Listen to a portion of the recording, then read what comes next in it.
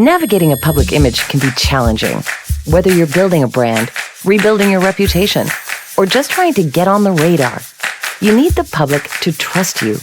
But does the public trust anyone anymore? And has it ever trusted public relations? Welcome to Deep Dive, powered by Coldwater Communications. I'm your host, Tamara Stanners.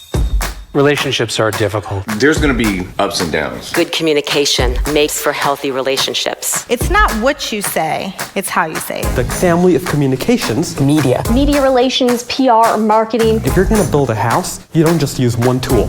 You use many tools. And that is called strategic communication. Like any relationship, the link between public relations and the media has its ups and downs.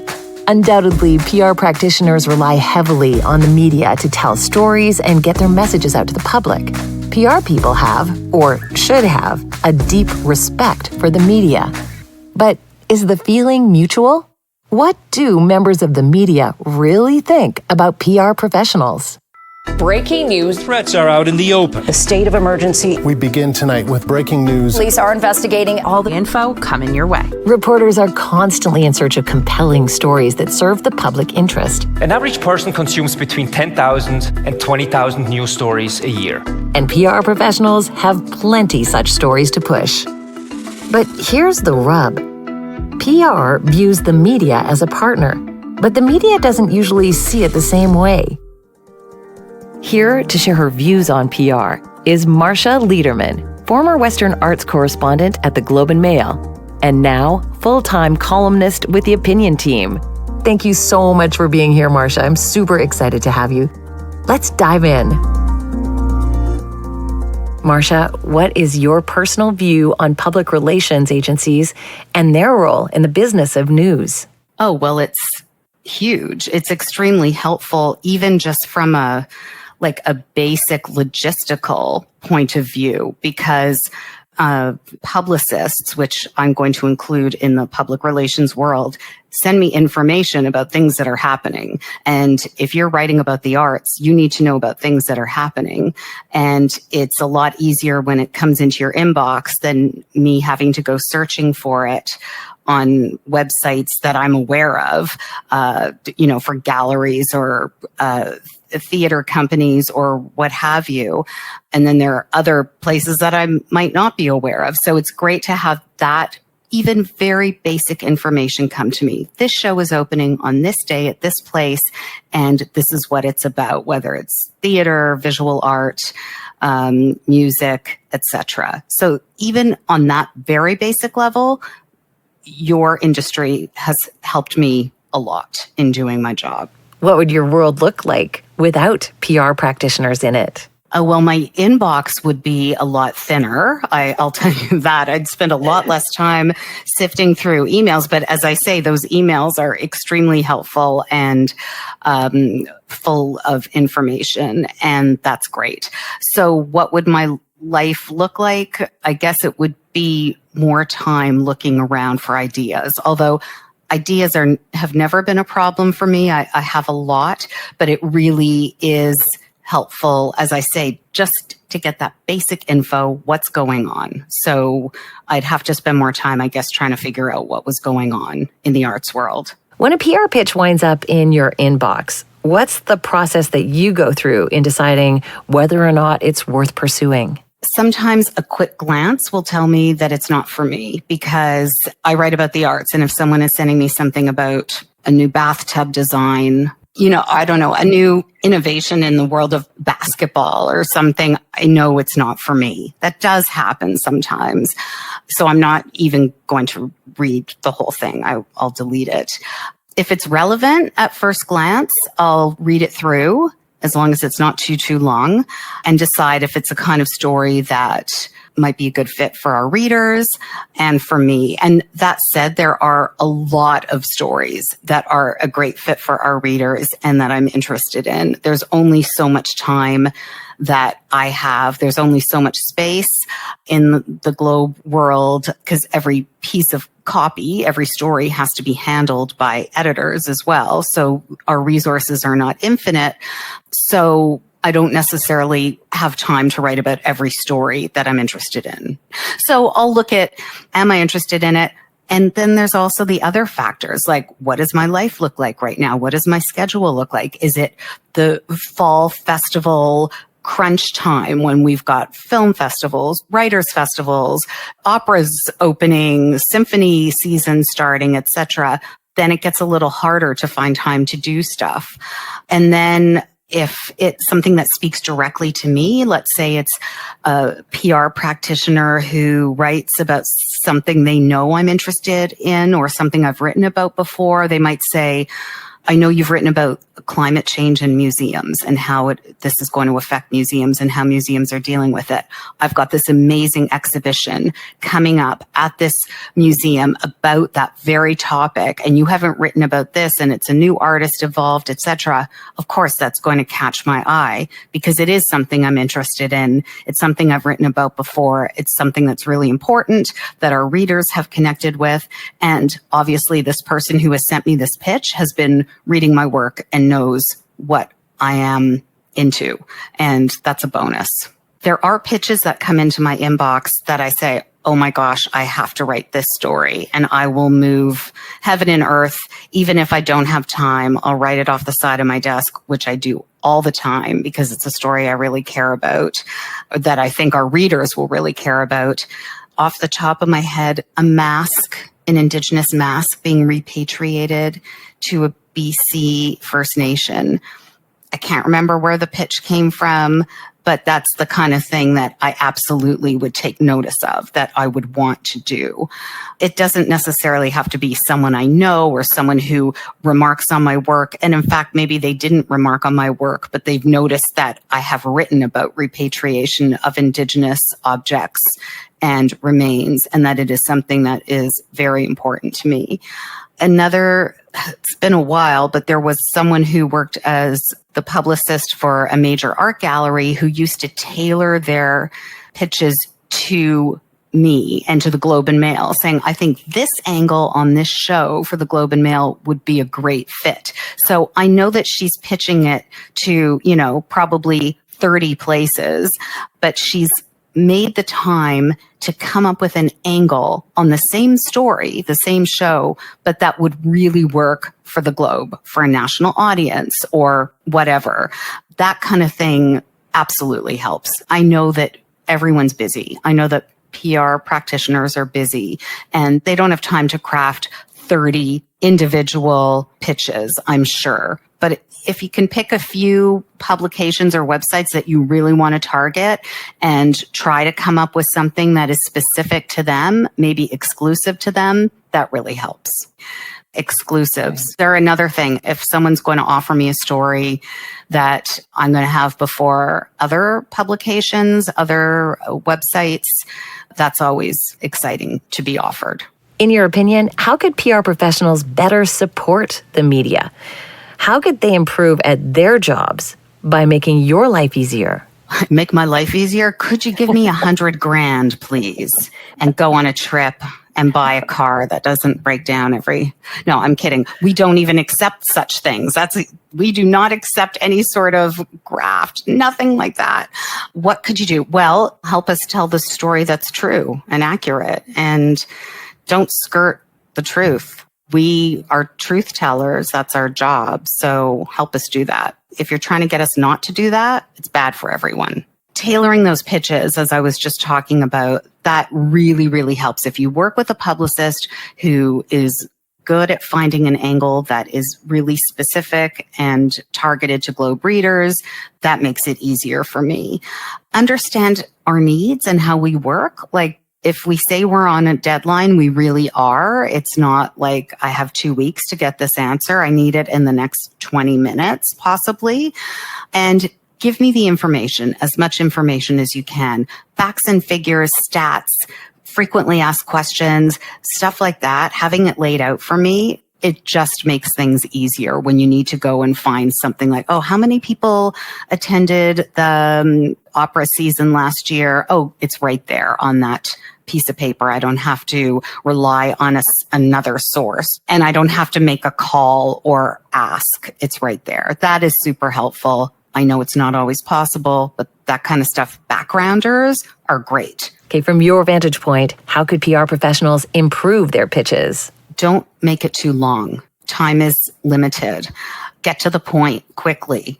I'm sure you're a great writer, but you don't need to be too florid or too descriptive. Tell me what the story is. Tell me why it would work, and tell me quickly. Tell me who's available to talk. That's really helpful. I might go with your person, or I might go with other people in addition to that person that you're offering. And this isn't really about making my life easier, but get it right. Like, get my name right, get my publication right. I've been pitched stuff for the Vancouver Sun many times. I don't work for the Vancouver Sun. I never have. You know, that kind of thing. But if I see that, I might roll my eyes. It's often, in most cases, a very honest mistake. Someone is sending this email out to many people and they forgot to change Vancouver Sun to Globe and Mail. I get it, but it's still a little annoying. So George Orwell said, news is what somebody does not want you to print. All the rest is public relations.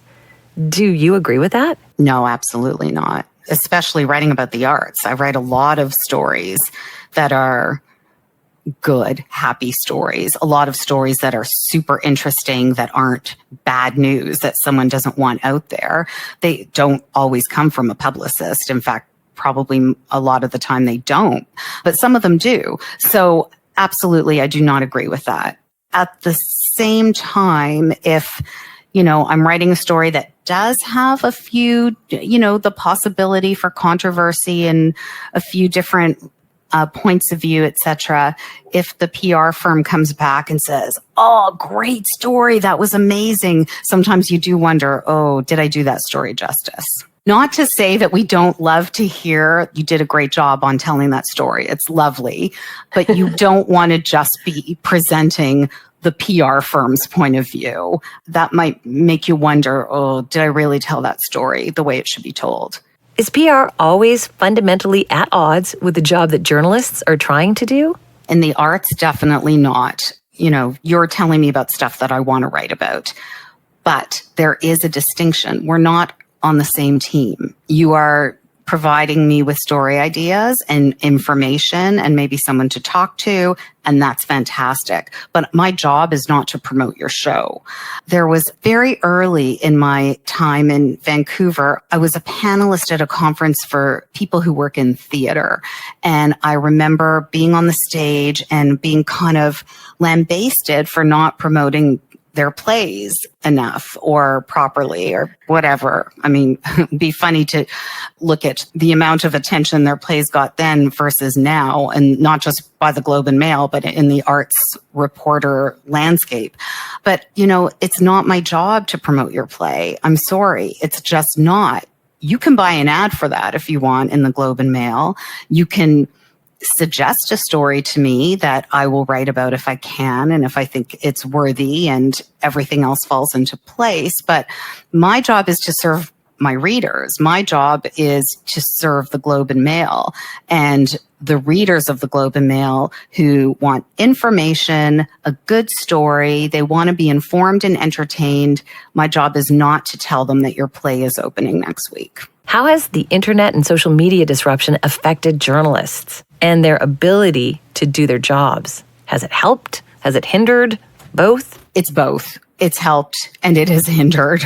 I get a lot of ideas from social media. I get a lot of information from social media. You get plugged into debates that you might not know are happening. So, you know, I can see a raging debate on Facebook or Twitter, and I think, oh, looks like people are upset about this. Something's going on.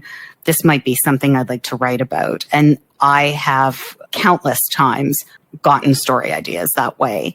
It also helps me to promote my stories once I've written them. I don't tweet out every single story I've written. I don't put every story I've written on Facebook. For the most part, I do tweet out my stories, and I put some stories on my Facebook feed, which is much more personal. It's like people want to see pictures of my kid. They might not want to read what I've written. So it helps to promote It helps to bring story ideas, but at the same time, there is a lot of information coming out at us now, and it's hard to sift through. It can be overwhelming, and it can be really difficult because people have been frankly abusive to me on social media and to many other journalists. I'm not sure I can think of a journalist who hasn't been abused in some way with horrible words, etc., either publicly or in a private message. But it's often public, and it's really gross and nasty, mean, at times, like absolutely threatening. And that stuff can be hard to take. There's always been hate mail, but it hasn't been that easy to write or send or that public. And that is how it is now. So that's really hard. It's also really distracting. There was a time when I was locked out of Twitter, not because of anything I did, but because I think I got a password wrong. And it was then that I realized how often I was checking Twitter. It was ridiculous how often I was checking it. And I had to sit myself down and have a talk with myself about, is this helping me? Is this actually, or is this becoming like an addiction? So I do find it really distracting. Sometimes I just have to close it on my computer. It's up almost all the time, and I check it far too frequently. I mean, TikTok is another aspect of that. My son, who's 13, is on TikTok a lot. He'll come downstairs in the morning and he'll tell me something that he's seen on TikTok, and I'll roll my eyes and say, oh, please, that's not true. And you know what? A few hours later, everyone else is following it up.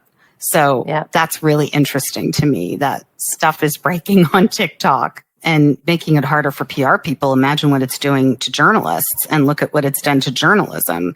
I've been a Globe and Mail arts journalist for 15 years. And when I started, I had a lot larger peer group. There are a lot of other arts reporters.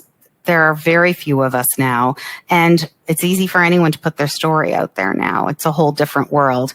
It's also, there's a lot less in terms of advertising dollars coming in. So that hurts publications, organizations' ability to pay salaries for journalists who are doing this work. Also, there's an expectation among the public, especially younger people, that the work you do, journalism, should be free.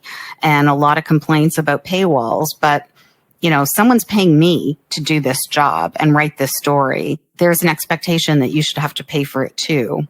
This example has been overused, but you don't walk into a Starbucks and demand a free coffee. You have to pay for it. How can PR practitioners help you navigate this disruption?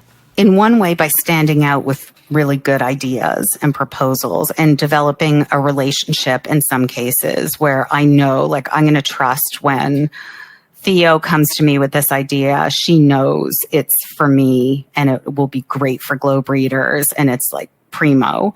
So there's that. Also, maybe not bombard us with requests and follow-ups. If I haven't responded to your 4 pitches, I'm probably not interested in writing the story, but I just haven't had time to write back. I mean, there are exceptions to that, but really, I don't need 4 follow-ups. Please, no.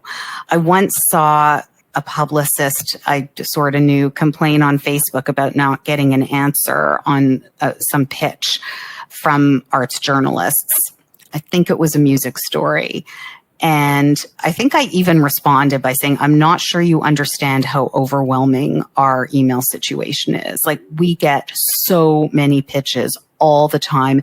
It is impossible to respond to each one. Or even if it was possible, I'd be spending, half my day doing that and not writing the story that I'm being paid to write.